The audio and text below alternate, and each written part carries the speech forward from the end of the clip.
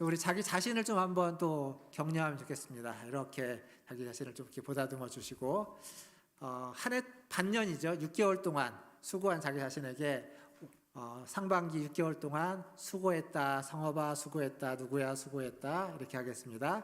성업아 수고했다, 성업아 수고했다. 한 해의 반이 지났습니다. 맥추감사 주일은요, 원래 그 말 자체로는 보리추수에 대한 감사의 절기입니다. 보리를 언제 추수하죠? 몇 월 달에 추수합니까? 6월 달에 주로 추수합니다. 우리는 6월 달에 추수하는데, 이 성경이 기록되어 있는 그 땅, 즉 유대인들은 보리를 언제 추수할까요? 아닙니다. 그들은 5월 달에 주로 추수합니다. 5월 달에. 근데 우리는 맥추감사주일을 지금 7월 첫 주에 하고 있습니다. 그러니까 맥추감사주일은 보리추수에 대한 감사로 드리는 건데, 이 절기는 엄밀히 말하면 유대인에게 맞춰져 있는, 성경에 있는 내용의 맥추절에 맞춰져 있지 않고 우리의 농사절기에 맞춰져서 날짜를 정한 절기입니다. 그래서 7월 첫 주 보리추수가 다 끝난 다음에 그 추수에 대한 감사로 하나님 앞에 예배드리는 날이 오늘인 겁니다. 성경에도 맥추절이라는 절기가 나옵니다. 근데 성경에 나오는 맥추절은 두 가지 의미로 사용됩니다. 그러니까 두 가지 다른 절기예요, 어찌 보면. 그건 뭐냐면 첫 번째는 보리추수. 보리추수를 시작했을 때 첫 보리를 추수하고 하나님 앞에 절기를 지키는 맥추절이 있고요. 그 다음에 또 하나는 보리가 아니고 밀 추수할 때, 밀을 추수할 때 첫 번째 밀을 추수하고 그것을 기념해서 하나님 앞에 지키는 절기가 이 맥추절입니다. 근데 이제 문제는 우리가 성경이 기록되거나 번역될 때, 특히 이제 번역될 때인데, 이 밀 추수할 때를 맥추절이라고 번역을 해가지고 보리 추수할 때랑 이렇게 섞여가지고 약간 좀 애매한 경향이 있긴 합니다. 근데 여기서 여러분이 기억해야 될 건 뭐냐면, 우리의 지금 맥추감사 주일은 보리 추수를 마치고 난 다음에 감사해서 드리는 절기라면, 성경에서 이야기하고 있는 맥추절은 추수가 맞춰졌을 때가 아닙니다. 첫 번째 추수를 했을 때, 첫 소산에 대한 감사로 드리는 절기입니다. 그게 보리이든 밀이든 마찬가지입니다. 그래서 성경에는 맥추절이랑 같이 통용해서 쓰는 단어로 초실절이라는 말을 씁니다. 초실절. 첫 번째 열매, 첫 번째 수확에 감사해서 하나님께 드리는 절기. 그래서 엄밀히 말하면 우리의 맥추감사주일은 성경의 맥추절하고 그닥 의미상으로도 시기상으로도 사실은 관계가 특별히 없습니다. 하지만 공통된 게 있죠. 뭐가 공통된 것이 있냐면 감사해서 드리는 절기라는 겁니다. 추수에 대한 감사. 그러니까 성경에서 말하는 맥추절, 초실절도 첫 소사, 첫 추수에 대한 감사. 우리가 하는 맥추감사주일은 보리 추수를 마치고 난, 추수를 마친 뒤에 그 추수에 대한 감사, 추수에 대한 감사라는 의미로서 둘은 똑같습니다. 근데 여러분 지금 농사 짓는 분 계십니까? 한번 손 들어 보시겠습니까? 농사 짓는 분. 집에 화분에다가 뭐 보리라도 심어서 짓고 계시는 분. 우리 농사 안 짓습니다. 농사를 안 짓기에 우리에게 있어서 이 맥추감사주일이라고 하는 보리추수든 밀추수든 추수와 관련된 절기가 그닥 우리의 라이프 스타일에 잘 맞지는 않습니다. 그럼에도 불구하고 맥추감사주일을 우리가 지키는 이유는, 사실은 여러분, 제가 맥추감사주일에 이 맥추감사절에 대한 설교를 매년마다 하지는 않았습니다. 제가 찾아보니까 한 2번 정도 했더라고요. 그러니까 제가 안 했던 때가 더 많은 거죠. 근데 이제 올해 얘기하면서 다시 한번 좀 기억하려고 하는 건 이런 겁니다. 지금 우리가 지키고 있는 이 맥추감사주일은 우리가 농사를 짓지 않기에 농사에 맞춰서, 추수에 맞춰서 감사하는 것이 아니라 우리의 삶에서 한 해 동안 하나님께 감사해야 되는 1년간의 감사를 연말에 한다면, 지난 반년 동안, 지난 6개월 동안, 상반기 동안 하나님 우리를 지켜주시고 하나님 우리와 함께 해주시고 그 시간 동안 우리에게 주신 은혜와 복에 대한 감사로서 한번 하나님 앞에 절기로서 지키고 하나님을 기억하고 하나님께 영광을 돌리기 위한 그러한 절기로 지키는 것입니다. 추수와는 상관이 없지만 우리의 일상의 삶에서 매일매일 감사해야만 하죠.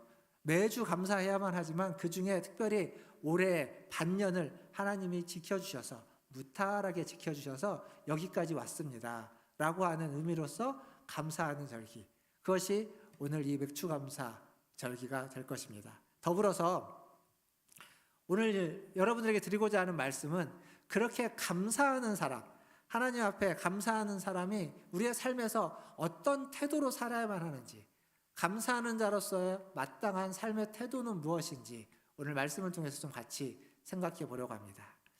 자, 오늘 우리가 읽었던 말씀은 룻기입니다. 오늘 본문이 룻기죠.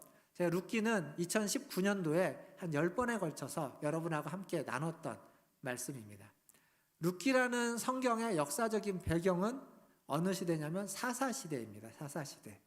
사사시대는 한마디로 정의하면 이스라엘에서 가장 어두운 시대인데, 성경에 있는 표현으로 하면 자기 소견에 옳은 대로 사람들이 살았던 시대, 이게 사사시대입니다. 그래서 사사시대는 굉장히 이스라엘 역사 중에 포로시기만큼 불행하고 어둡고 좋지 않았던 시대입니다. 사람들은 서로를 향해서 비난하고 비판했고, 주어진 환경에 감사하기보다는 불만과 불평으로 가득했던 그러한 시대, 그게 사사시대입니다. 그러한 사사시대에 룻기라고 하는 성경에 쓰여졌고, 룻기 안에는 그 사사시대의 한 마을, 베들레헴이라고 하는 한 마을에서 일어났던 일을 기록하고 있습니다. 그런데 그 시대와는 좀 다르게 그 베들레헴에서 살고 있었던 사람들은 그 시대에 맞지 않는 삶을 살고 있었습니다.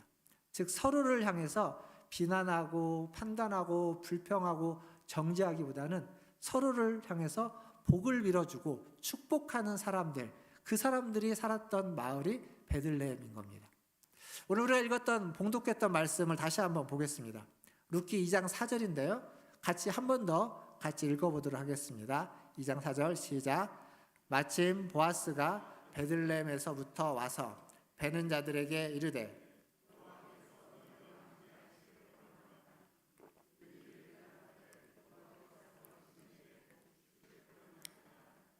아멘. 자, 여기 보면 지금 룻기의 역사적인 배경은 사사시대지만 절기로서 그 배경은 지금 여기 베는 자들, 즉 추수하는 때입니다. 언제 무엇을 추수하는 때냐? 보리 추수할 때. 지금 보리 추수를 하고 있을 때 그 밭에 주인인 보아스가 사환, 종들이 추수하는 현장에 나온 겁니다. 뭐 시차를 나왔던, 감시를 나왔던, 뭐하러 나왔던 나왔습니다. 나와서 그들이 대면하고 그들 간에 오고 가는 대화, 짧은 한 절이지만 여기에 보아스가 종들에게 했던 말과 종이 보아스에게 했던 말이 있습니다. 뭐라고 이야기하죠? 여호와께서 너희와 함께 하시기를 원하노라. 보아스가 종들에게 했던 말입니다. 그 말을 듣고 종들은 뭐라고 말하냐면 여호와께서 당신에게 복 주시기를 원합니다. 이렇게 응답하고 있습니다. 종과 주인의 대화치고는 굉장히 절제되어져 있고 표현 자체도 정제되어져 있습니다. 서로를 존중하는 표현으로 적혀져 있습니다. 그러니까 종과 주인 사이지만 함부로 대하지 않고 막말을 하지 않는다는 겁니다. 그만큼 서로를 향해서 존경과 존중이 묻어있는, 절제가 되어져 있는 서로 간의 대화였습니다. 사랑하는 성도 여러분, 이 시대의 노사관계, 이게 종과 주인 관계는 노사관계죠. 종과 주인인 노사관계의 사람들은 어떤 대화를 많이 할까요? 믿음과 존경을 담아서 대화를 많이 할까요? 아니면 갈등이 섞여져 있는 그러한 어떤 공방이 오가는 대화들이 많을까요? 물론 기업에 따라서 아주 노사관계가 좋은데도 많을 겁니다. 하지만 우리가 노사관계 하면 이렇게 명명되어져 있는 얘기가 나올 때는 보통 관계가 좋지 않을 때, 문제가 될 때, 서로 간에 어떤 고성과 막말과 갈등이 심화됐을 때에 주로 언급되는 것들일 겁니다. 그 사이에서 힘이 있고 권력이 있는 자들은 힘과 권력으로 힘 없는 사람들을 누르게 되고, 또 눌림을 당하는 자, 짓밟힘을 받는 힘 없는 자는 살기 위해서 아둑밭을 버티면서 거기에서 항거하고 저항할 수밖에 없는 상황. 이게 어쩌면 우리가 살고 있는 이 시대의 노사관계의 전형적인 우리에게 전해지고 있는 모습. 물론 여러분이 일하는 일터에서, 여러분이 고용주로 있는 혹은 여러분이 피고용인으로 있는 일터에서는 그러지 않고 원만하고 아주 서로 존경된 그런 관계일 것이라고 믿습니다. 하지만 그러지 않을 수도 있다는 거죠. 지금 성경이 이야기하고 있는 하나님이 우리에게 이 말씀을 통해서 말해주고자 하는 건 사람과 사람 사이의 관계는 그것이 주인과 종이든 노사의 관계이든 고용주와 피고용주든 혹은 평등한 관계이든 어떤 관계에서든지 가장 우선적인 건 다른 사람에게 복을 빌어줄 수 있어야 된다는 겁니다. 다른 사람에게 축복을 해줄 수 있어야만 한다는 이야기입니다. 그것이 가장 우선적인 대화의 관계의 시작이 되어야 된다는 말입니다. 만약 우리가 살고 있는 이 시대에 우리가 맺고 있는 관계에서 이런 식의 대화가 오갈 수 있는 관계라면 우리가 살고 있는 이 세상이 아무리 어둡고 아무리 험악하고 아무리 강팍해도 그것이 지금보다는 조금 더 옅어지고 어두움이 조금 더 사라지고 갈등이 조금 더 완화되고 평화가 조금 더 깃드는 그러한 세상이 될 거라고 생각합니다. 지금보다는 더 밝아지겠죠. 우리가 그걸 다 압니다. 다 아는데도 이게 잘 안 되는 이유는 뭘까요? 우리가 다 알지만 우리가 그렇게 실천하지 못하는 데에는 안타깝게도 나 하나만 복받으면 된다고 하는 그런 이기심과 욕심 때문일 겁니다. 다른 사람이야 어떻게 되든 상관없고 다른 사람이 복을 받든 아니면 피해를 입든 남은 어떻게 되든 관계없이 나 혼자만 건강하게 잘 살고 복받으면 된다라고 하는 그러한 생각들이 우리가 다른 사람에게 복을 잘 빌어주지 않는, 다른 사람을 축복하지 않는 사람이 되게 만드는 겁니다. 사랑하는 성도 여러분, 복을 받으려면 복받을 만한 일을 해야 할 겁니다. 근데 지금 성경이 말하고 있는 복받을 만한 일이라는 건 딴 게 아닙니다. 다른 사람을 위해서 복을 빌어주는 겁니다. 내 옆에 있는 사람을 축복해 주는 겁니다. 제가 예배 때마다 옆에 분하고 인사하라고 하죠. 사랑합니다. 축복합니다. 그냥 너무 당연한 인사치레 같은 이빨린 소리 같은 인사말이겠지만 하지만 그 한마디에 우리의 좀 진심을 더 담을 수 있으면 좋겠습니다.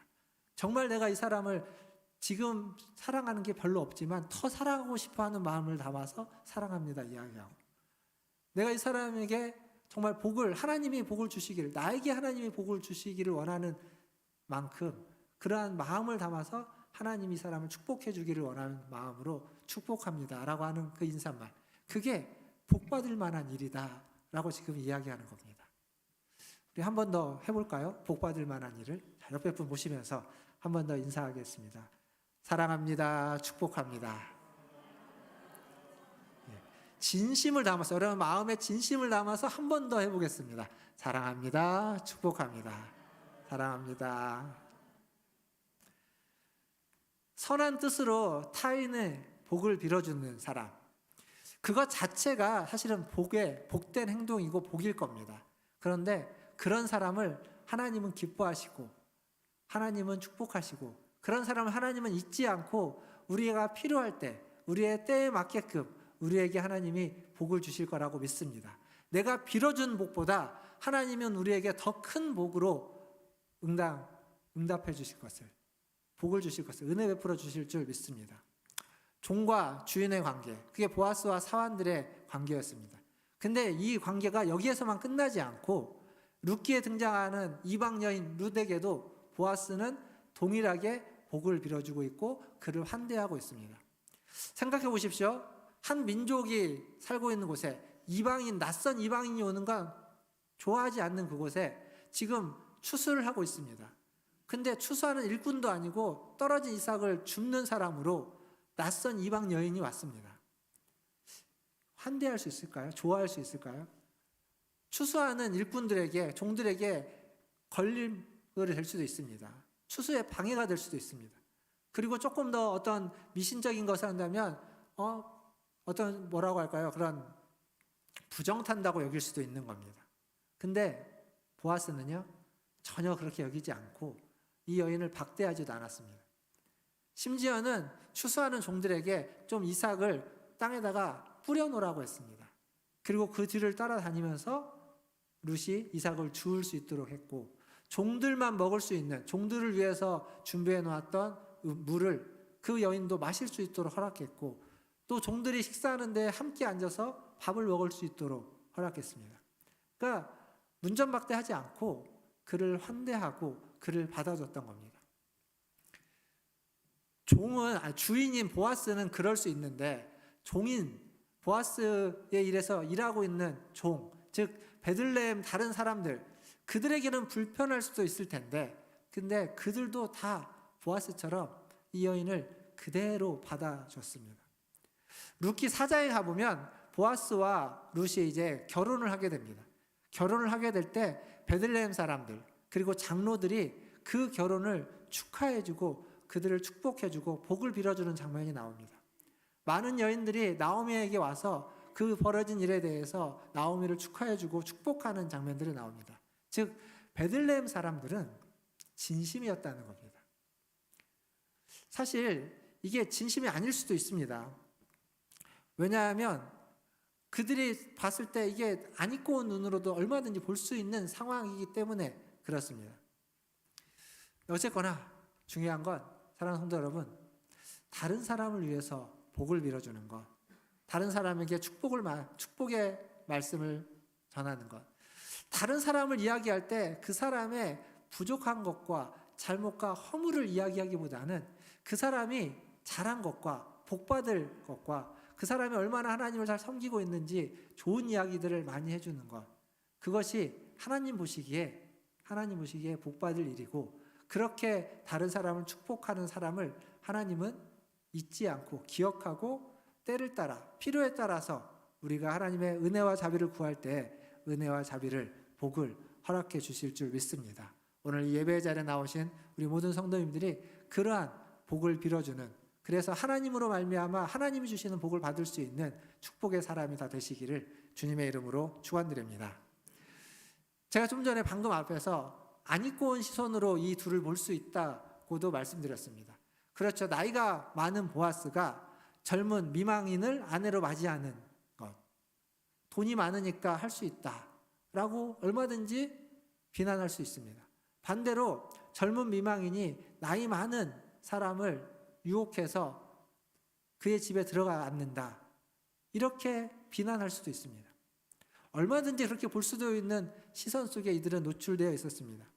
그리고 그 시대가 사사시대이기 때문에 더욱더 그렇습니다. 사람은 그냥 자기 생각대로 살아가고 자기 생각대로 말하고 자기 생각이 가장 옳다고 생각하는 그 시대였기에 그런 사람들이 더 많았을 법합니다. 그런데 성경은 그 시대에 그런 사람들이 많이 살고 있는 그 시대지만 그럼에도 불구하고 베들레헴이라고 하는 작은 마을, 작은 공동체는 그러지 않았다라는 것을 보여주고 있습니다. 진심으로 보아스와 룻을 축복하고 기뻐해주고 있는 겁니다. 이 얘기는 무슨 얘기냐면, 지금 우리가 살고 있는 이 시대가 아무리 악하고 아무리 타락하고 아무리 강팍해도, 그래서 나밖에는 모르고 이기적으로 살아가는 시대이고 다른 사람은 나 몰라라 하고 서로를 해코지하면서 비난하고 비판하면서 살아간다 하더라도, 이 그렇게 어두운 시대 속에서도 어딘가에는 베들레헴 공동체 같은 공동체를 이루면서 서로를 향해서 복을 빌어주고 서로를 진심으로 축하해주고 축복해주고 기뻐해주는 사람들이 살 수 있다라는 겁니다. 그리고 저는 그러한 사람들이 모여있는 곳이 우리 문화촌 제일교회이기를 바라는 겁니다. 우리 교회가 그런 공동체가 돼야 되는 겁니다. 세상은 그러지 못해도 우리가 그 세상에 살 수밖에 없어서 우리도 거기에 물들어갈 수 있지만, 그러나 이곳에 와서 예배를 드리면서 하나님을 기억하면서 우리는 서로의 복을 빌어주고 서로에게 환대해주고 용납해주는 사람이 되기를, 우리 문화촌 제일교회 모든 성도들이 그러한 성도들이 될 수 있기를 바랍니다. 베드로전서 3장 9절에 한 말씀이 있습니다. 같이 한번 읽어보겠습니다. 화면에 있죠? 베드로전서 3장 9절입니다. 같이 읽겠습니다. 악을 악으로 욕을 욕으로 갚지 말고 도리어 복을 빌라. 이를 위하여 너희가 부르심을 받았으니 이는 복을 이어받게 하려 하심이라. 자, 여기 뭐라고 되어 있는지 아시죠? 너희에게 욕을 하는 사람, 너희에게 악을 하는 사람이 있는데 그에게 악을 악으로 갚지 말고 욕을 욕으로 갚지 말아라. 도리어 그 사람에게 복을 빌어줘라. 이게 그리스도인다운 겁니다. 그리스도인다운 것은 나에게 악을 행하는 사람에게 악으로 갚아주고 나에게 욕을 하는 사람에게 욕을 하는 것이 아니라 그렇게 갚지 않고 욕을 하는 사람, 악을 행한 사람에게 복을 빌어주는 것. 그것을 위해서 하나님이 우리를 부르셨다는 겁니다. 그것을 위해서 하나님이 우리를 구원하셨다는 겁니다. 그걸 위해서 하나님이 우리를 그리스도인으로 삼아주셨다. 하나님의 백성으로 삼아주셨다라고 지금 성경은 이야기하고 있습니다. 이게 구원받은 자로서, 부르심을 받은 자로서 마땅한 태도이고 마땅한 삶이다라고 지금 이야기해주고 있습니다. 사랑하는 성도 여러분, 꼭 잊지 말고 기억하십시오. 남을 위해서 축복하는 것, 복을 빌어주는 일은 결국 그 복이 우리에게 다시 돌아올 겁니다. 왜냐하면 내가 빌어준 복보다 하나님은 더 큰 은혜와 복을 우리에게 돌려주시기 때문에 그렇습니다. 그래서 남을 위해서 복을 빌어주는 것, 그 기도, 그것을 하나님은 반드시 기억해 주실 겁니다. 더 나아가서 그 하나님께 기억되는 자는 어떤 상황에 처해 있어도 하나님이 잊지 않고 기억하기에 그 모든 상황과 환경으로부터 우리를 건져주실 줄 믿습니다.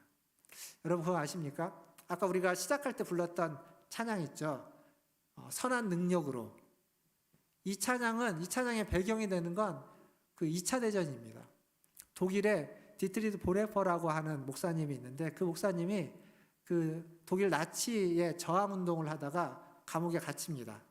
1944년에 감옥에 갇혀서 그 2차 대전이 끝나기 직전에 감옥에서 이제 죽음을 당했는데 그가 가족들에게 자기의 약혼자에게 보내는 편지에 맨 마지막에 한 시를 적습니다. 그 시가 여러분이 아까 불렀던 선한 능력으로라는 찬양의 가사입니다.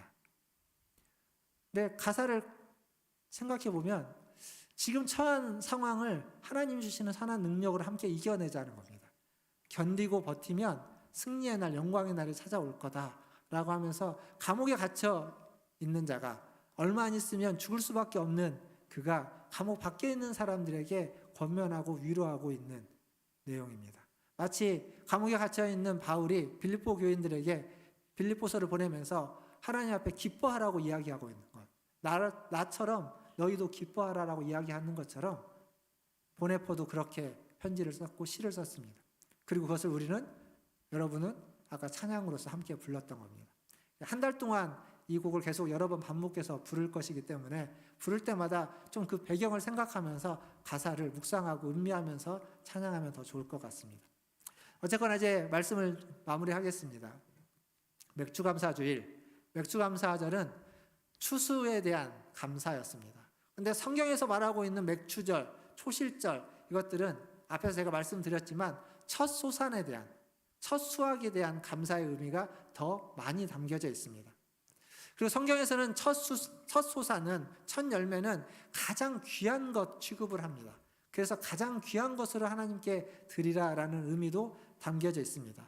하지만 동시에 처음 열매는 그렇게 많거나 그렇게 아주 뛰어난 열매이지는 않습니다. 좀 뭔가 부족하고 또 약하고 그리고 그 양도 많지 않은, 즉 굉장히 미약한 열매, 미약한 수확일 가능성이 많습니다. 그럼에도 불구하고 그 작은 것에 감사함으로써 그 이후에 하나님이 주실 풍성한 것을 기대하고 소망하면서 또 믿음으로 고백하면서 하나님을 바라볼 수 있는 그러한 안목이 우리에게 열리게 되는 겁니다. 사랑하는 성도 여러분, 첫 열매, 첫 소산에 감사할 수 있는 자가 그 나중에 하나님이 풍족한 것을 주실 때에도 감사할 수 있습니다. 작은 것에 감사할 줄 아는 자가 큰 것에도 감사할 줄 아는 것입니다. 엘리야가 이스라엘 땅에 가뭄이 들었을 때 그 가뭄을 이겨내기 위해서 기도를 합니다. 그래서 산에 올라가서 기도를 하고 종에게 바다 쪽을 향해서 가서 보고 무슨 일이 일어나는지 얘기해 달라고 합니다. 한 번 기도하고, 두 번 기도하고, 세 번 기도했지만 종이 이야기합니다. 아무 일도 일어나지 않는다고. 5번, 6번, 7번 기도했을 때 그때 종이 와서 저기 멀리에서 손바닥만한 구름이 하나가 떠올랐다고. 손바닥만한 구름. 물론 거리가 멀면 내 눈에 손바닥이 엄청나게 큰 구름이겠죠. 하지만 지금 성경이 이야기하고 있는 건 그런 어떤 물리적인 현상보다는 지금 저 바다에서 작은 구름 하나가 떠올랐다는 겁니다. 어쩌면 실망할 수도 있습니다. 그 작은 구름이 이 가뭄을 어떻게 해결해 줄 수 있을까라고 하는 별것 아닌 것으로 치부할 수 있겠지만 엘리야는 그러지 않았습니다. 그 작은 것을 보고 감사했고 그 작은 것을 통해서 하나님이 큰 비를 주실 것들을 보았고 그래서 왕에게 얼른 마차를 몰아서 돌아가라고 이야기했습니다. 신앙생활을 하다 보면 힘겹게 신앙생활을 하는 분들이 있습니다. 특히 제가 이제 목회자로서 부교육자로서 있을 때 여러분에게 들었던 이야기 중에 남편과 이게 신앙이 하나가 되지 않을 때, 신앙생활을 함께 못할 때, 그럴 때 꼭 남편들이 이제 신앙을 이렇게 못하게 하고 교회를 못 가게 막지 않습니까? 근데 어떤 분은 그런 얘기를 합니다.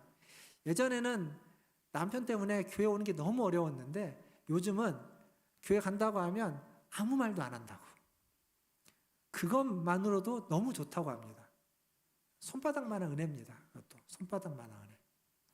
어떤 분은 그 얘기를 들으면서 우리 남편은 조금 더 나은데 우리 남편은 교회는 절대 안 오는데 교회 앞에까지 데려는 준다고. 데려다 주긴 하는데 자기는 절대 한 발짝도 안 들어온다고. 손바닥만한 은혜죠. 반면 이 손바닥만한 은혜가 사라지는 경우들도 있습니다. 올해 우리 남편이 술 안 먹겠다고 그렇게 다짐을 했는데 지난주 내내 술 마셨다고. 손바닥만한 은혜가 사라져버린 겁니다. 작은 거죠. 작은 것이 있을 때도 있고 없어져 버릴 때도 있습니다.